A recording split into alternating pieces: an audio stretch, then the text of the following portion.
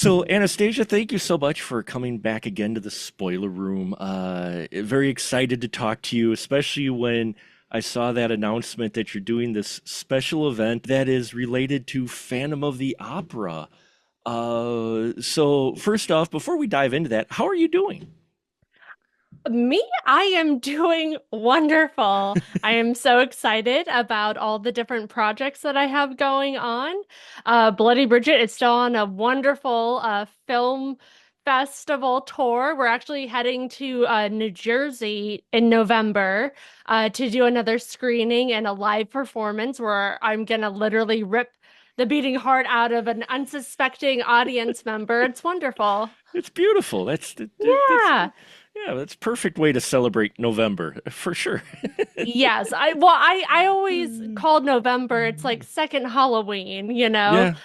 because it's hard for us like horror fans. It's like we end up doing things that are like horror centric all year long, and so it's Mhm. hard when the general public jump on board and trying to cram in all of these fun horror events into 1 month. It's like who has the time? And I want to continue and celebrate all year long. So that's why, besides it being Phantom's special 99th anniversary in November. Yeah, yeah, it looks really cool. I mean, 99 years, next year, 100 years. I mean, mind-blowing that a film like that is still being talked about and still relevant today, quite a bit, actually. Considered one of those horror classics. Now, if you wouldn't mind telling my listeners a little bit more about this event that you're doing at the Lodge Room. What are we doing? Well, nobody was celebrating the 99th anniversary. So I said, hey, let's do something and honor Lon Chaney Sr. And luckily, my friend, Mauricio, who is like the head of this wonderful merch company called Rockin' Pins, he was also on board, and we're both massive fans of Lon Chaney Sr. and want to expose younger generations and new audience to Lon Chaney Sr.'s genius, and I've become kind of like this known artist that creates these wild live pre-show experiences. They're like immersive screening events where I create wonderful and dramatic, sometimes gory, burlesque performances to open up a screening event. Like I went to Mexico City Mm, to create a number and a new original number for the Hodorowski family for their big anniversary screening in Mexico City. So I got to perform in front of the family and the original cast and crew, which was so wonderful. nice. And I do this for my husband's films. I've done this for Joe Dante's The Howling. I've done this for Brian Usna quite a few times, and we're actually working on a special 40th anniversary. I'm probably telling too much, but anyways, like Cannes Film Festival is doing a wonderful event for him Hmm. for the 40th anniversary, and so I'm scheming and working on a wonderful reanimator Oh, performance there. oh, that's So that's exciting. I'm known for these like crazy takes on live performance and bringing live performance back into the cinematic experience, kind of like a little bit like vaudeville meets a Mhm. little bit of the hijinks of William Castle meets like some Todd Browning and stuff. So it's like I'm a performer. I grew up in the theater. I grew up doing ballet since I was 3, and as a huge massive horror fan, film nerd and monster kid, it's like I want this kind of experience, and that's where I draw from, and that's where I pull my inspiration. It's like what does a fan want? They want the full immersive experience for their favorite films, and in this case, it's Phantom of the Opera. Which, yeah, is a classic for many reasons. I just revisited it the other night. Found my Yeah, did you watch this one? yeah, the remastered one. Is that the Mm. remastered one? The one that's got the different colors? Is Yes, it? I believe Yeah. so. I believe so. Yeah. Yeah, yeah, I watched it again and I'm like, man, 99 years, you look at filmmaking techniques in that they really haven't changed much, but they were still done so good for that film, especially back then. how do you how do you put your inspirations together for putting together your routines? Because I did see a dance performance recently. They did an anniversary showing of the giant spider invasion done here in Wisconsin, because it was shot here in Wisconsin, and there was an interpretive dance. It wasn't a burley show, but it still was an interpretive dance. One of the female dancers came out with this elaborate like spider costume, and they had scimitars and stuff. So what kind of things go into planning or working out a routine to Phantom of the Opera, the original 99-year-old film? Yes, the 1925 original Lon Chaney Sr. Phantom of the Opera. Hmm. Okay, what goes into it? A whole lot of work and love and passion. I mean, this is it's a lot of work. Yeah, yeah. I was And worried, to like, how pay do you? tribute. Yeah.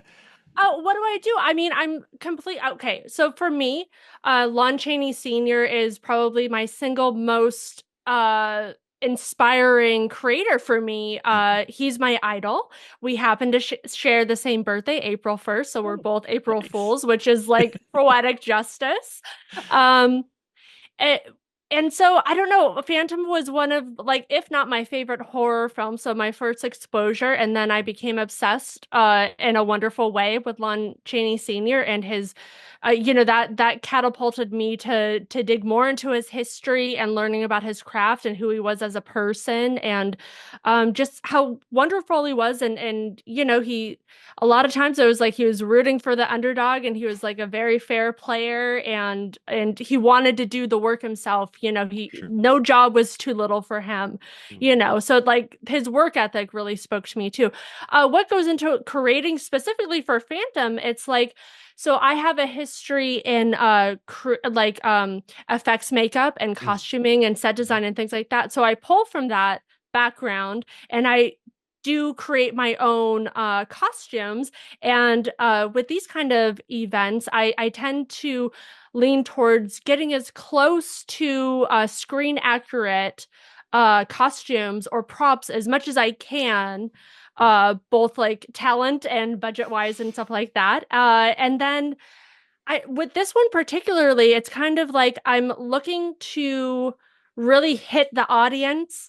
I want to leave an impression and I want to just open up Lon Senior to the new generation. And Sure. right now, everybody really loves like these live performances. And so I was like, why can't I use this talent for good and this obsession for good, for once? Yeah, I mean the costuming. I always loved period costuming, especially back then. So if you give a little spoiler, will you be dressed as Phantom or will you be dressed as uh, Yeah. uh Well, not to give too much away. I'm no. leaning towards kind of almost like a Phantom Red Death Ooh, entrance there you and go. Yeah. everything. Exactly. And it's multimedia, so I'll be performing in front of like images of and pulling like little segments from Sure. different iconic performances of Lon, so it's my I don't know, it's like my homage to him and his greatness Sure. and just trying to keep all of this relevant because I feel like a lot of people that I talk to, and if they're not in the like going to conventions and very into horror like I am, regular people have no idea. And it's so sad because to me, Lon Sr. is the father of horror and literally wrote the book on what could be achieved on makeup effects that we're still using today. So, like you Right. said, relevant. He was so ahead of his time. Like it literally blows my mind how ahead of his time he was, because there was no union. This was Hmm. not a job title. It's like the actors at that point, like pre-code horror and pre-code, film, they were all doing their own makeup, and he really pushed boundaries and went far past what anybody like would expect of an Hmm. actor. And so to me it's like he's like he would definitely live as a legend just based off of his acting skills alone. I mean, we Right. know that he is incredible, so nuanced, his pantomiming, he's very inclusive and including like subtle gestures for of like sign language and things like that, because like a little on his history, both of his parents were deaf mutes, Mm. and so he didn't even need to, he didn't learn to talk until he was 4 years old, so he has a long history of being very physical, like a physical performer, which is wonderful. And where's I going with this? You just got into I Lon gotta Chaney. You're so I got you into you so love Lon Chaney. No, this is I fascinating. I sure do. I just learned so much within the last few minutes here of just you. Yeah. I No, don't remember where I was going, but I assume there was some kind of follow through thought. so He so your created dance. makeup. I don't know. So your dance though, and your movements and such are not just for the Phantom, though it is for that showing, but it's for kind of an homage to Lon Chaney in Yeah, general and his yeah. body of work. I mean, visibly, like seen, the costume is more so. I mean, I kind of wanted to make a performance that had some flexibility, because Sure. I would love to do other performances like this. I would love to show other films and expose more people Hmm. to his like great collaborators like Todd Browning and so on. Like we've got the wonderful The Unknown and stuff that he worked with him. Like I would love to do a number for that and a screening for that. But yeah, this one's the costume, the vibe is kind of Phantom with a modern kind of twist, but of course, like I'm I've studied Lon Senior so closely, and it's Hmm. like understanding his movements and his like gestures. Like if you Hmm. watch Phantom, I mean, a lot of his performance is done in shadows. Like Yeah. he's just a shadow on a wall, but you can feel that, or a hand like Hmm. tossing a threatening envelope. So it's Yeah. like I want to bring that forth, and I want to, I just want to I I want that to show, if that Sure. makes sense. Hmm. And then it's like also like creating this to be fun, and I want it to be a party and a celebration of Lon. That's the whole point. And to bring more people to the Cheney family, because Sure. Ron is active and keeping that torch going, and Hmm. I just want everything. I mean, Lon Chaney Sr. is the father of horror, and he deserves a lot more recognition for what he's done. You know what I Well, mean? So well, a this is lot like of part of my passion, is to like I like to use my little tiny platform, my little soapbox, and I love to talk about my greatest like inspirations. And so sure. this is perfect for me. Yeah, it sounds like it. And I was looking at pictures of the venue for the lodge room. It's a gorgeous venue. Wow. Yeah. So, when you're planning that, but I was looking at the stage and I always was curious about this. When planning out a routine like that, do you scope out the area ahead of time so you know how, like, what space you have to work with for your routine, or do you kind of modify your routine after you get there to what you have available? Oh no, once I get there for showtime, all of this work has to be done. Like it has to Sure. be muscle memory and ready to go on, because dealing with a live show, I don't know if you've done any performances Hmm. or theater. It's Oh, like yeah. anything can happen. And so the show must go on. And Right. like if somebody can't get a ticket, or somebody's like complaining about this or that, it's like you're gonna run into to like little hurdles and things anyway. So you want to make sure that your show's ready to go. For me, Hmm. I devote so much time and effort to making sure that every flick of the hair, every eye bat to the audience, that it's all calculated and Sure. ready to go, that I could do it in my sleep basically. This is fun for me. And also I mean, we've been on the road with Bloody Bridget, so luckily this venue is local, so I can Sure. visit it, I can map it out and everything. But I've had several occasions in the past where I don't see a venue until I step onto the stage with my stiletto heel, and I got to make it work. So like I have some numbers that are very improv, Mhm. like they're designed, because I choreograph all my numbers and I design them myself. So I sometimes I have to leave little wiggle rooms, but this one is definitely like there's not going to be You know gonna what be airtime. exactly you know Yeah. exactly what you're working with. So I mean, that's the luxury of doing it on the sure. home front, Hmm. and like doing it in the LA area. So Yeah. so it works out for me really lovely. show up and you're like, that's not a stage, that's that's a box. How am I supposed to work with that? Oh, totally. Well, I mean, I've literally done performances in backyards, on coffee tables. I've done it in aisles. Like I feel like there's no small performance. There's only small performers. And I Sure, I live on the road kind of with our like screening events, like with my husband's different films like Forbidden Zone and stuff. And we take them out, and tap sure. into the local uh artists and everything, and we'll create something there. So I don't know. This is old hat for me. I You're, got this. you've got this. You've got this. Yeah, and watching Phantom again, you watch the makeups, you watch, like you mentioned, Lon Chaney Sr., because everybody thinks of Lon Chaney Jr. when you talk horror, that, a lot more people, I think, talk Junior than Senior a lot of times, but Senior did a lot of great work, and you can see why Phantom's a classic. That makeup for him alone, is amazing. But that's what I actually enjoy. This past year on our podcast, we've been covering a lot more older films. In Oh, fact, great. our special series was, I called it Rated PC for Pre-Code, where at least once a month we've been looking at a pre-code film. And my co-hosts have been fascinated. They've been enjoying those films more than the modern films in many ways, because they're lean in story, the performances, like you said, pantomiming, and it's very interesting to see when you get to the talkies versus silent, how some of that carries over with some of those films. You look at Bela Lugosi and Dracula.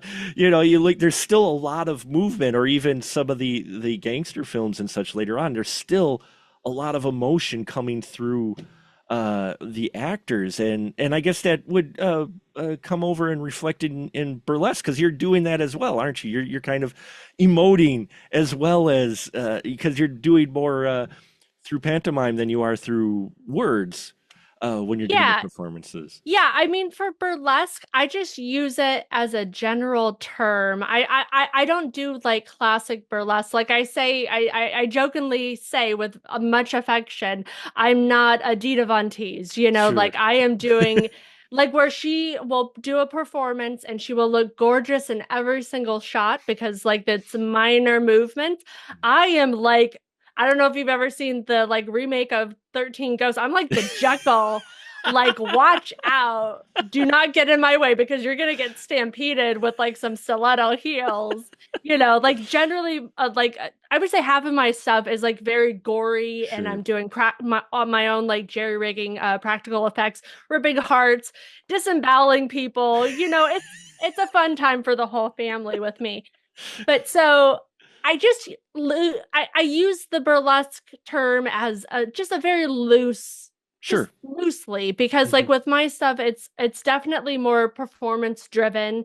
There's a lot of choreography, there's effects generally, and I mean there's a tiny bit of nudity, but I feel like you would see more just going to the beach because a lot of my stuff, I'm Sure. serious. Like I've Sure. been to the Sure. pool. Like I've seen a lot more a lot more naughty stuff going on there. But my stuff is like it's more of like an illusion. Like I Sure. am so Mhm. everything is covered up for the most part. I mean, there's like 5 seconds at the end, but that's fine. Just look away if it offends you. There you go. Yeah. Support creators, support live performers, support women, Well, free the nipple. I'm just kidding. I wear pasties. It's fine. And I'm sure, if you did, people wouldn't complain. But no, I mean, it's Sometimes there's rules. Sometimes there's rules. there are sometimes Silly. rules, dang rules, uh, oppression. No, Yeah. Let's change it. Come on, me and you, let's change all the yeah, laws. we'll just change all the laws. Why not? But well, no, I've seen the term before, but I think there's that misconception with the term burlesque too, because there is art, there's performance. You're not just up there, say, doing maybe for some routines being a bit of a tease, or what you don't see versus what you do see, but you're encompassing a character the ones that I have seen, the burlesque shows, they're doing it's a full character and performance, like you're saying, with effects or costuming and that usually done by themselves. And so there's really an intimate personal connection, it seems like, with your routine and the performer versus, just getting up there and pulling away feathers. Uh, Yeah. Which is harder than it looks, so. Yeah, no, I mean, I've so connected to my art and put my heart and soul in anything that I put my name on, sure. so and what we've been touring with Bloody Bridget, obviously that's me, and I'm out there, like promoting it like hell. And for this, I mean, have I Lon Chaney Sr. is my idol. Okay. So this is incredibly important to me on a personal level, not Sure. just for, fans to see. I mean, this is very important to me to honor him and his genius, Mhm. So there's definite like elements of me, but I also like with this type of stuff, I also don't mind not like Anastasia coming through, if that makes Mhm. sense. Like Mhm. most of Sure. the time, it's like when I'm performing, it's not me. And that's Right. why I can do it. Cause like generally when I'm just talking about like myself, I get nervous, but Sure. now that I've got an event to promote and projects, I can talk all day because they're my favorite things, you know? So, but yeah, definitely Mhm. personal stuff. And yeah, I commend everybody who's making these kind of art statements and stuff because I think that's what's important is like keeping the art and live performance like kicking and Mhm. alive. And that's part of my goal. It's like with our Forbidden Zone live pre-shows and things like that. It's like I'm not like religious, but my if I was, my religion is cinema and my There you church go. is a movie It's theater. movie So theater, it's like yes. I want to keep this going and help it's like I want to keep cinema going and help out like local cinemas and things like that. So that's all part of it. It's all in That's there. that's awesome. I love that. I love talking to folks like you that share. I have a deep passion, and I'm away from furthest away from Hollywood anyone can ever have, but I still have this passion as well, and that's what's always great to see people who want to support local theaters and cinema and make that interactive experience. My wife and I, we went to a performance a while ago here in Wisconsin. There's a gentleman called Professor Pinkerton and Oh, the Irrelevant Orchestra, and he did a Dead Man's Carnival recently, ah, and it's a whole vaudeville show. So he does jazz and vaudeville. He brings in comedians. He brought in circus acts, all on a stage, similar to what you're talking about. There was a burlesque numbers as well, and it's so much fun. And I'm like, oh, we need more entertainment like this. completely, right? I feel like that's what like the public is missing, these kind of like wild pre-show events. I mean, I'm not trying to tell people to do what I do because I like having You've got a that niche, edge. yeah. You got a little bit of a niche, Yeah, I've got my little niche audience and now I'm known for these kind of things, which is great because I love sure. doing it. But yeah, I love hearing that and I do and I don't wish more people did it out here. I don't know. Well, then, Now I've got an opinion. well, now I've got But competition, but well, we're far no, from enough. no, But no. but I'm a very uh, fair performer, but I would say that nobody doesn't like me for good or worse. I don't know. Like I have my own insanity, so. sure. and and you have a passion not only for all your art and everything, but just classic cinema. Following you on social media, you really share this passion for older films, which I love seeing as well because we have a whole range of film viewers now who go, well, I won't watch anything past the year 2000, earlier than the 2000. And I'm like, but you're missing the original King Kong. If you watch the original King Kong and realize what they had, or even Phantom, you realize what they're working with and what they did. It's amazing what they were able to create back then when they didn't have these tools. And like you said, they're still figuring it out, you know.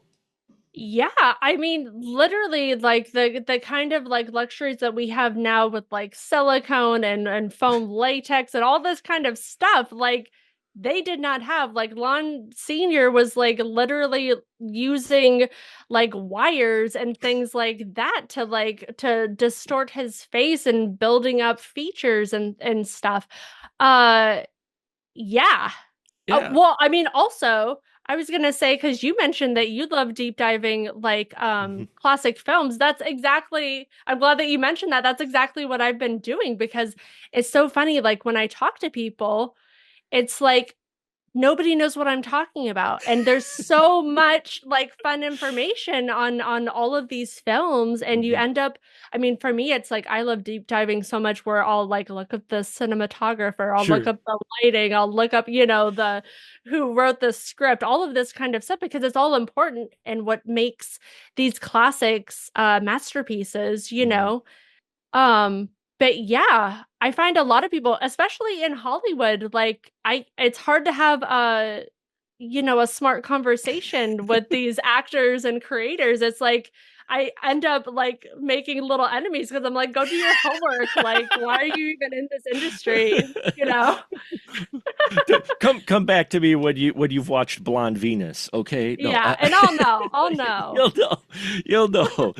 But yeah, I mean, just watching these, I mean, I've always enjoyed old cinema, but it's what's impressive with it as well is I think people have, and we've had this discussion with my friends on the podcast. We're talking about how you don't think the elements like more shocking elements, more darker elements are new when they aren't. They've been around for 100 years. I mean, Phantom, if you look at that, there's some dark stuff in here. Here the Phantom is talking about, okay, you can't, I'm going to let you go, but you can't be with that guy, and I'm going to control you from now on. And you're just like, whoa, okay, that gets dark. Or we were watching we're this month we're doing films that titled Maniac. So we looked at Maniac from 1934, also known Sex Maniac, and we're watching it going, this is some extreme film for 1934. It's No, like, it's wild what they got away with when they really wanted to like push the envelope.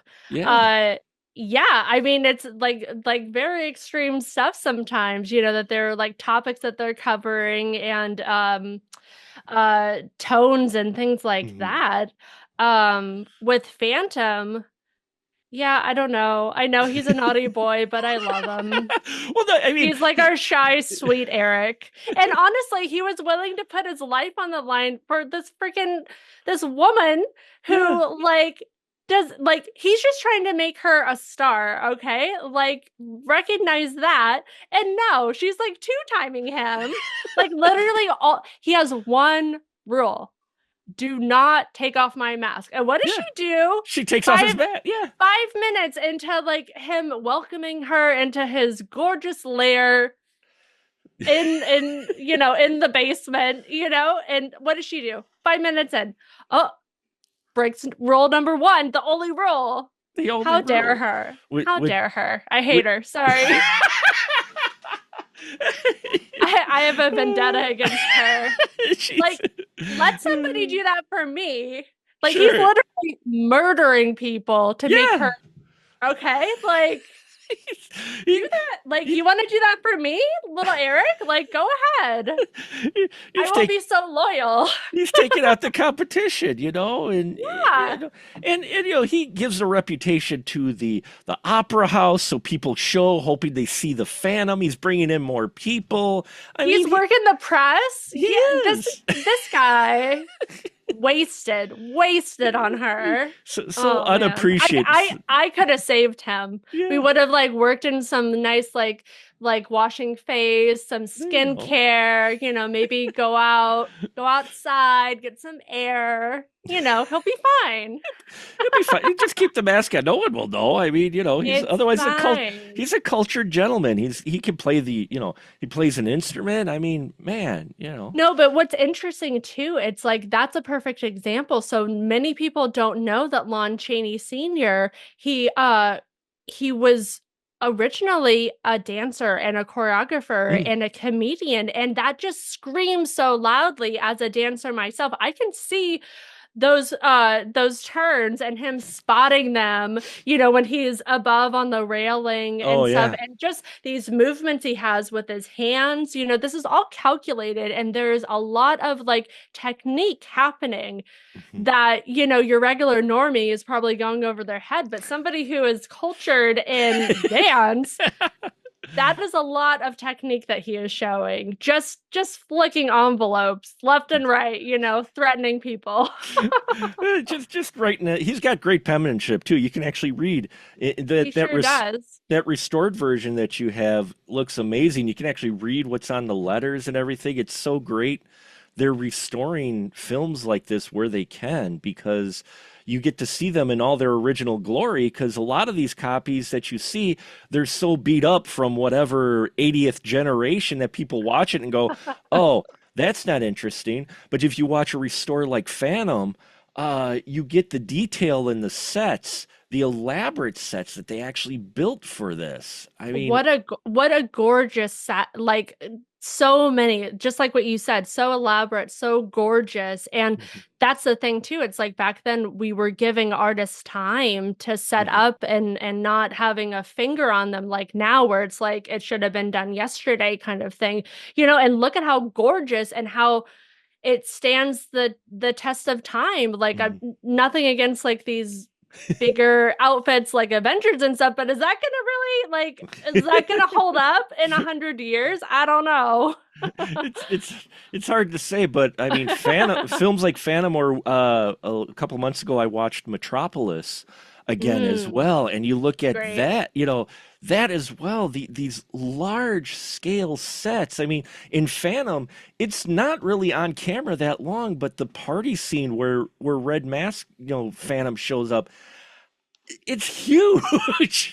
It's It's so huge. It's amazing that they like built that. And then also, I mean, you probably know this, but for people who don't, it's like Lon Sr., he designed his makeup. He would put it on in the morning before coming to set. He didn't want anybody, he didn't want it to be a spoiler, right, so he didn't sure. want like press like capturing images. He didn't want anybody seeing it. He also asked like for a closed set where only people who were in the scene could be there and Mm. and see his makeup. And he would put on like a fake human mask and drive himself and get past the press and stuff like that. And it's just so amazing how much effort even back then that he put into this. And like he must have been suffering so much, because it's like, how comfortable was Yeah. that? Like, and it also probably affected, and though it doesn't show, but it probably affected his performance, because you're worried Mhm. about like things coming up. You're restricted. A lot of his makeups, as you know, like they were so massive, and the harnesses that he would wear, and just so restrictive, like in the penalty or in Hunchback, Mhm. those are like insane things, torture that he put himself through for art, for art. For art. For art's sake. But also, I mean, with Phantom, it was like the cast and some of the crew were such at odds with the director that Lon ended up directing all of his scenes and dealing with the he Yeah. used his talent from stage, because he was kind of in like a vaudeville-esque tour, Mhm. around the country before he hit Hollywood. But so he knew his lighting and his dramatic lighting. And so he's the reason, that we had these amazing scenes. When you put it into context, it's so incredible to me. Like I talk about this all the time to people. Like I just like how can I make a conversation about like Lon Lon Chaney Chaney. Sr. In a conversation that has nothing to do with Lon Chaney Sr. you know?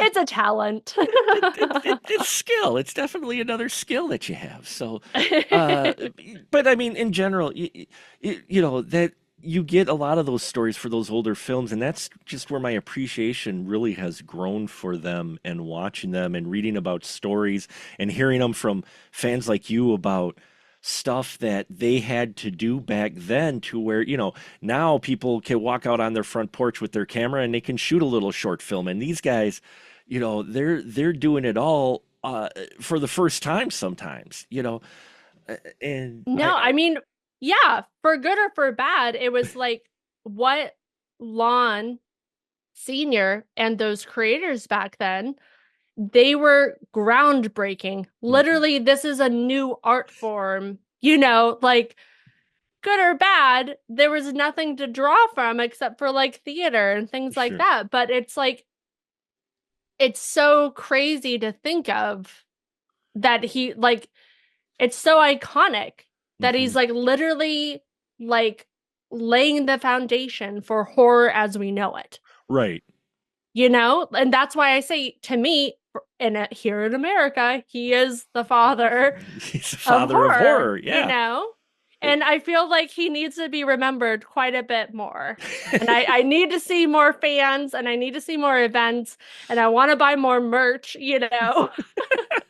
Let's get it going. Speaking of merch, pardon my shill, folks, but Rockin' Pins actually has a couple of cool Phantom of the Opera things that they're selling right now.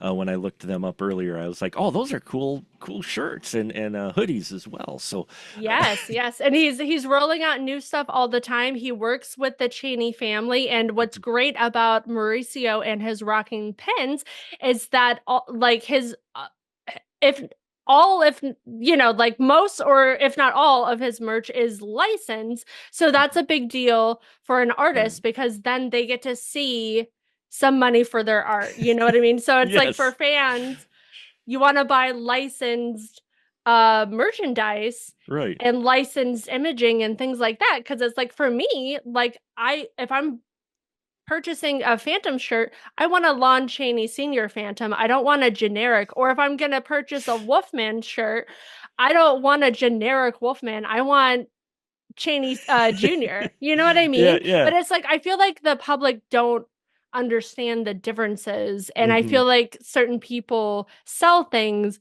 without people understanding the Yeah. the heaviness that comes with that. You know what I mean? Because it's like especially with indie artists or like profiles that are lower and it's not like I don't know like The Conjuring or John Carpenter or Tim Burton, somebody who's like obviously making massive amount of money. It's like for indie artists that is important. You want to support their art.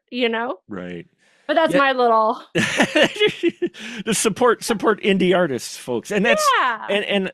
that's what I love doing this show, and that I've gotten to meet so many wonderful indie artists, multi-talented like yourself, as Oh, thank well.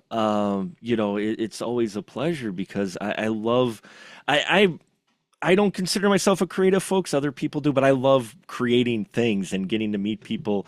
And you're right. It's good when you buy the licensed stuff because it is actually going back to the folks, especially for some of these older properties that may not get a lot of attention or as much attention and are either ripped off or by now they're so old, we don't care, or we're going, public domain.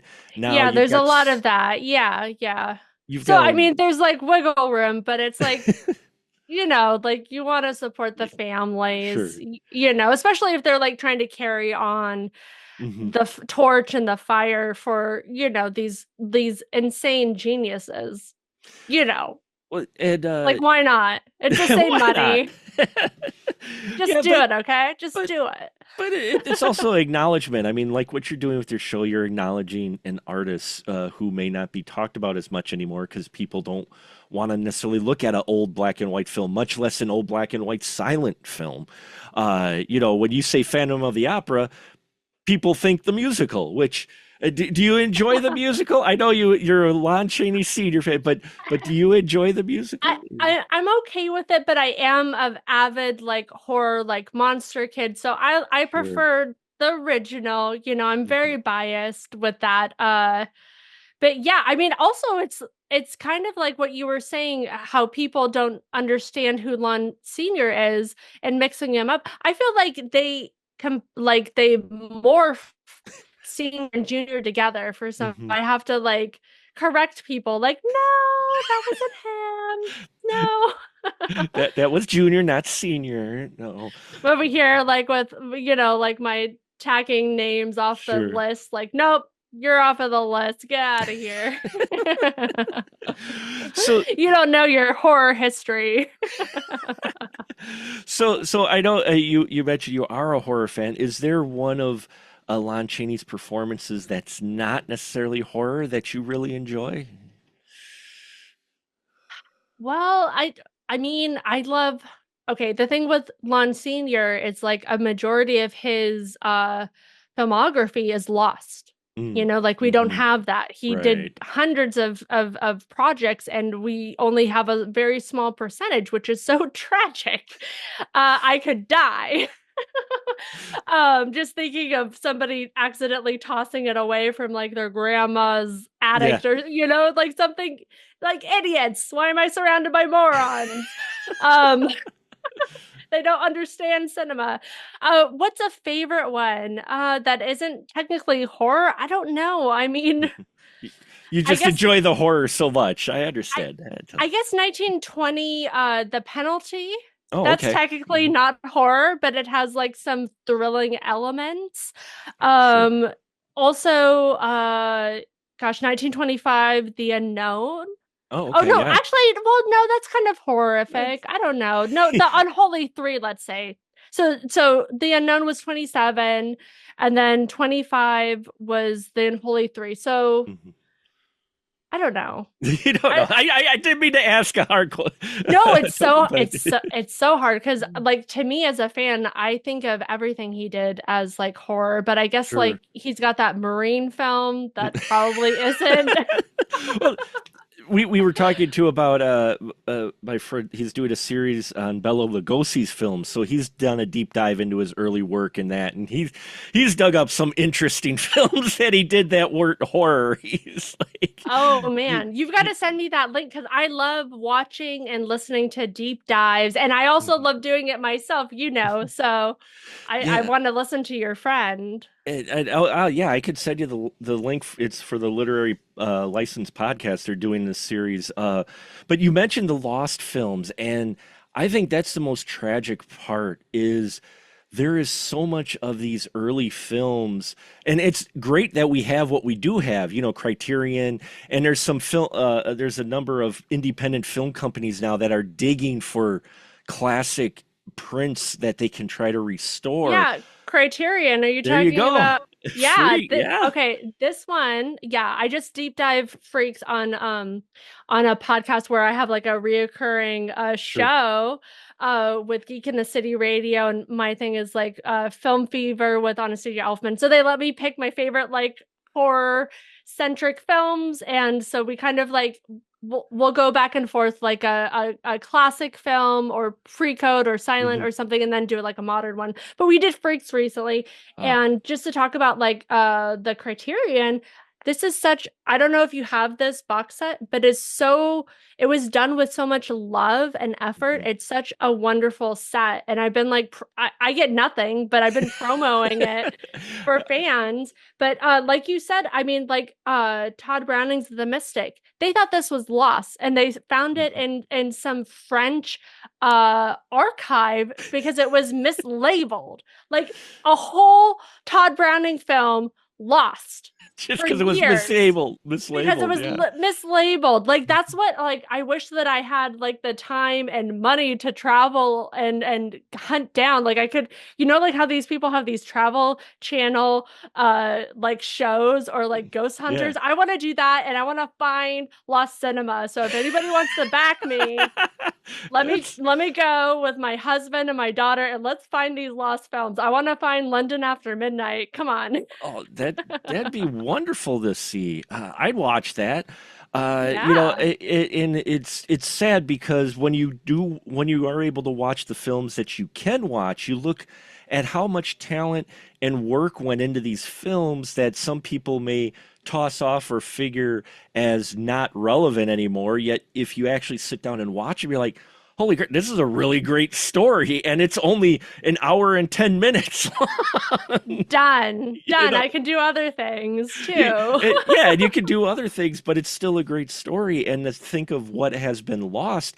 For our pre-code show, we were talking about putting on the Ritz. uh, Oh. and the actual film called Putting on the Ritz, and I went back and looked at it. And I'm like, wow, its runtime was an hour and oh no, it was no, it was Putting on the Ritz. It was like an hour and 20 some film, but there was only an hour and 6 minute version available. And I'm like, and I looked everywhere, and it turns out that, yeah, that's because 20 minutes of it was cut out for a pre-code show for showing on TV in the 50s, and that footage is gone. Like, Oh my, oh my God, gutted. Isn't that insane? Like just like wild, the wildness that like happens sometimes just because of like oversight or whatever the problem is like whose job was that? yeah. I hope you're fired. And it's heartbreaking because we were watching the film, we were trying to figure out, well, what did they cut? We were trying to figure, because they still had a story, but it was just sad to see that that is like gone, like never retrieve those performances or those scenes. And if you look at Metropolis, how many years it took piecing together from across the world before they have pretty much the entire version now, but it took 100 years, 90 years or whatever to put that one together. Man, we're not getting any younger. We gotta let's keep films together. How about that? Like There let's we just go. like maybe we shouldn't cut films up for like cable, like why are we doing this? But yeah, that's insanity to me. I mean, also with Phantom, it's like it has so many different Hmm. versions. It's like Right, which one are you watching? Because right, like all like what you were saying, there's a full black and white. There's the one with the Technicolor, which is wild that I saw. And I was like, I don't remember this. So it must have been the like new release or whatever. right. Yeah. But it's so crazy, like, because, like contracts end and then people Hmm. scoop them up and then families and business people are like passing away. And then, like, it's just like a nightmare? It, it is, and it's like I said, it is unfortunate, but at least we have filmed some completed forms like Phantom, like you said, the most complete version. It seems like you'll be playing at your event, and that's exciting. Now I saw there's an organ accompaniment. Is that going to be just for the film, or will they be accompanying your performance as well? I'm just wondering. Well, just for the film, I Mhm. wanted to like do I can't even say what I'm thinking of doing, but Oh, don't spoil it. I Don't might spoil know a it. But musician uh-huh. to come up with new Oh, you're new gonna stuff. y- y- I y- can't even say, but no, you can't. I'll let your mind go. I'll I, let your mind spin. you're letting my mind spin, and now I'm looking at flights to California now. So, uh, so No, well, I'll let you know when there's a big thing. But also talking about musicians that I know that are in the family, Danny is having a big Hollywood Bowl concert, a career spanning. So he's doing music from his iconic films. He's doing Oingo Boingo stuff, which is insane because I nice, never thought that we would hear that again. sure. And his new music from his new album, Big Mess. So that's going to be wild, and we're just so lucky that he shares his talent with all of us. Like He- he- that's a performance you should come out for and experience live because it's like for me, I've been to all of the shows, I've been to every single one, and it is a soul-changing experience to watch Danny and the orchestra and Steve Bartek up there and his band play live and for Danny to sing okay. live, like he's radical. Well, But I'm very biased, well, yeah, so you might be a little biased, but no, I can't say either because I'll probably be biased too because I'm a huge fan of his music and a fan of your work. Unfortunately I won't be able to make it out there, but oh, this means hopefully, so much to me. You are but so kind. I'm but gonna have to bring Bloody Bridget out to you. And then you can be my victim I and we'll could have a whole fun party. you could rip my heart out. That's fine. I'm up for that. You bet. Although you sparked my interest when you said you did a performance for The Howling, I'm like, Okay, that had to be something. Yeah, it's wild. It's wild. I'm trying to get it going again because I like to do these themed Sure. uh performances based off of a film. Like I have a Suspiria one in my back Oh, pocket ready to nice. go. Um Nice. and yeah, so the Howling one, I use elements of the score and Hmm. visuals as well. And I mean, not to give too much away, but I like literally turned into Oh, a a werewolf. werewolf. Oh, And that's yeah, that's uh, that's yeah. impressive. That's impressive. And at least you picked the Howling one and not the sequels. So, uh, I love everything. It's all fine. oh yeah, it's still fun. It's fun in different ways, though. If there's a But screening of the sequel, I'm open. Like, this is literally what I love to do. Okay. I sure, love honing in my insanity and enthusiasm and craziness to make these, like, very, I don't want to say, I mean, they're iconic in the way because they're pulled from an iconic sure. masterpiece, an iconic Hmm. film. And so I love harnessing that and creating these unique live pre-show performances and then giving the audience something that's immersive Hmm. and something they won't see. Like I haven't seen, yes, there are people who are doing performances and burlesque and things like that, but I haven't seen anything on the level of like what I'm doing. Like literally at the request of like a film festival and the Hmm. Horowski family, I created a whole Santa Sangre number with my arms pulling off, blood everywhere, you know, on point, doing ballet in front of a Sure. huge no, I'm serious, I did this. Really? A huge elephant casket for their anniversary in Mexico City, and I'll have to send you a photo. I literally made a screen accurate for like Alma, her crown. Hmm. I Yeah. made it by hand. I Oh, did everything wow. myself. Yeah. No, I'm Nice. I'm insane. I'm crazy. Because I'm a fan. I love this stuff. I love I, Santa Sangre. I love all these films. And this is how I pay it forward, and how mhm. I like harnessing my own little platform and audience and exposing them to these things that inspired me and made me the creator that I am today. And you may inspire them to create, or if nothing else, a memorable experience because they, I'm sure, will remember, say, many people will remember a Bloody Bridget experience, not just the film, but the fact that they saw you rip the heart out of an audience member or turn Yeah. into a werewolf or do whatever, we're not spoiling it, you do with Phantom of the Opera. It's not, it's going to connect them that experience of the live performance with the movie and enhance the movie as well as them remembering your performance as well. So that's great that you get to do that because I always think those we just like you see music and film go together. How many songs? I know how many songs play on the radio that I'll instantly think of a movie that song was in because it was such a memorable scene connected with music. And here you've got a memorable routine connected to the film. So, yeah, I'm hoping you get a lot of people out for this. I'm sure you will. It sounds like an exciting time. And where could they follow you to keep up with all your performance art of where it's happening?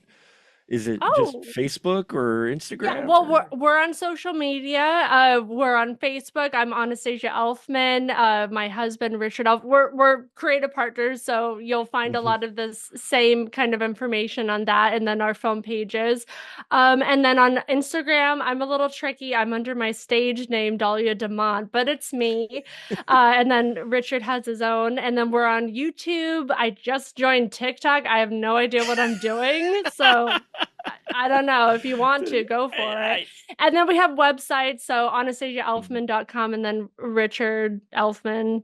richardelfman.com. It's very nice of you to we're, plug your we're, husband too. That's good. But well, he rallies for me on his stuff, so there you go. yeah. He's you know what? He's my rock. Sure. Whenever I've got a problem, he's always Mhm. he's always like supportive of me and my crazy hijinks. I don't know. And he seems like a wonderful cook too. With I'm following him on social media, seeing the barbecues that he does. Oh my So, God. Well, okay. Yeah. I mean, I did pretty okay, but he's a grill master, so he Sure. loves to like do it on the like he'll he'll throw like tomahawks or whatever. I don't know. I'm a Yeah. vegetarian, so I'm not really Oh. familiar, Wait, but wait. Hold on. He does the barbecuing steaks, and you're a vegetarian. yeah, So it's a little scary sometimes when I open up the fridge and there's like a whole cow like dry brining in the fridge. I'm like, oh, I'm just looking pardon for my me. salad. Where's my? Sorry they murdered you. No, I mean, okay, so like a little bit about me, like both of my parents were career Marines, Mm, and so like very regimented, and they kind of were Marines, and then throughout my childhood turned kind of hippie-ish. So I grew up a very strict vegan, and so I wasn't allowed anything like that. I also sure. wasn't allowed to like play like video games or anything, and hence silent films and classics and There you go. horror. And so Sure. that's why I was like raised on those. But anyways, food. Now I'm a vegetarian. I don't Mhm. have anything against meat, if it's done ethically. But I just don't have a taste palate for it. Sure. Like it's kind of like somebody who doesn't like peanut butter. They don't have anything against peanut butter. They just You don't just. like it. So I just don't like I don't know. The smells, nothing about it is good. Mhm. But this is a great excuse and why we have so many dinner parties, like we'll have friends over so that Rick can spoil them with all the steaks All and the steaks. salmon. He does like full salmons on like a cedar board, Wow. Yeah, he's Wow. crazy about it. And you get to make the vegetarian dishes, right? And the salads and the other I do. I mean, the other sometimes he dishes. does that too. He's like Oh, he's very controlling. No, I'm just joking. Uh, no, I'll do like the potatoes hmm, or the green sure, bean. I don't know, something like that. But yeah, and sure, then I mean, we live in Hollywood, so it's like we deal with people having different restrictions sure. or like Hmm. like dietary needs. So like we definitely welcome like vegans or vegetarians or pescatarian, like whatever. Whichever. We'll make it work. You Like make it. I have tofu a lot or like Hmm. mushrooms, different grilled vegetables. So yeah, he spoils me, but in a different way. See, With now goat cheese. now you just made me hungry. My wife likes goat cheese. We get goat cheese, cheese logs and that. There's a goat cheese, a cranberry goat cheese log we get during the holidays that she just loves. And Oh, oh fun. I yeah, haven't done that. I like yeah. a baked goat cheese and then I like baked garlic. And Ooh. so it's like in like a little ramekin or something. Hmm. And it gets a little crusty and it has like olive oil and salt and pepper. And then like I'll dip my mushrooms in there and then have Oh, like some baked garlic on the side. If I can speak. see I'm that. so Well, excited. we're talking now about food. Welcome to the food channel, folks. No, because I'm a big foodie, and that sounds delicious. And now I'm hungry. Now, now I'm, See, just another excuse to have you and the fam over when you guys are in Hollywood. well, thank you very much, Anastasia. Always a pleasure to talk to you. Yes, folks, if you are in California or the general area, check out the Lodge Room. There'll be links in the description of this to where you can go check out the venue, get your tickets, all that fun stuff, and Anastasia's stuff. It's always a pleasure to talk to you, Anastasia, very much. And folks, check it out and watch films that are black and white. Watch films before 1940 because there's amazing stuff out there. You just got to watch it, and then you're gonna go, where has this been all my life? So, Exactly, exactly. Yeah, take a chance. I mean, you're not gonna regret it.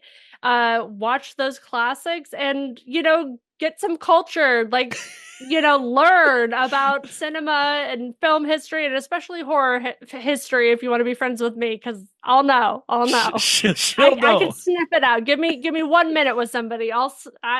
I know if you know something or not. She'll know right away. She'll quiz you. She'll be like, "Oh, I see you're wearing a Phantom of the Opera shirt. Do you know this?" And then if you don't know it, well, you're in trouble then, right? That's right. That's right. Spankings for everyone. Well, now see, you can't Oh say no. Oh that. no. You Oh can't say no. that because some Oh people no. people may want to get it wrong on purpose. I So know nothing about Phantom. And on that note, folks, I think we'll just say good night. Check it out. And yeah, thank you again, Yes. Anastasia. And thank you for giving me this wonderful platform and supporting women in horror, which is me, and supporting indie artists, which is also me. And I support you and I Oh, love your show. oh, And thank you so much. I so appreciate this. This means a lot to me, truly. fantastic. Well, me too. And thank you, folks. And yes, check it out. Check out all his stuff. And if this doesn't get you, yeah, spankings aside.